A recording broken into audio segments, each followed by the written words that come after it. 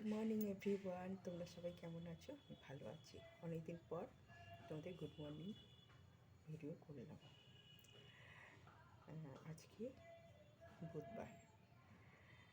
যাই হোক, এখন এই মাসটা হয়তো একটু ব্যস্ত থাকবো, তবে শেষের দিকে হয়তো একটু মানে ব্যস্তটা একটু কমবে।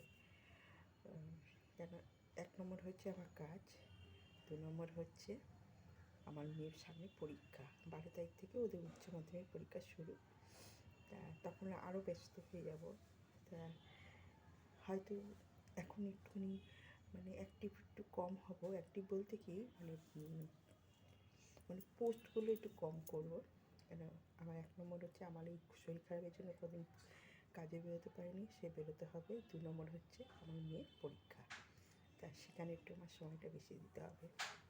যতই হোক সন্তানের ভবিষ্যতের ব্যাপার না, আমাদের একটা লাইফ আপ থেকে বেশি হয়ে যাচ্ছে।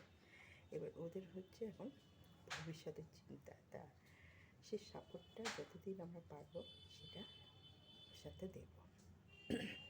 এটা হচ্ছে প্রত্যেকটা বাবা মারই ধর্ম।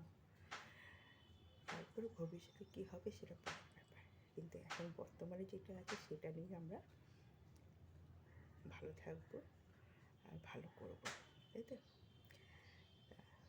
ভালো মন্দর চিন্তাটা সবসময় পজিটিভ রাখতে হয়। কী বলো তো, আমি 5টা লোকের নিন্দে করলাম, 5টা লোকের কথা নিয়ে আমি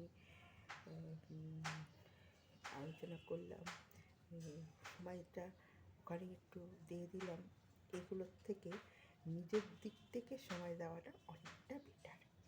নিজের নিজের আপন লোকেদের সাথে বলো, নিজের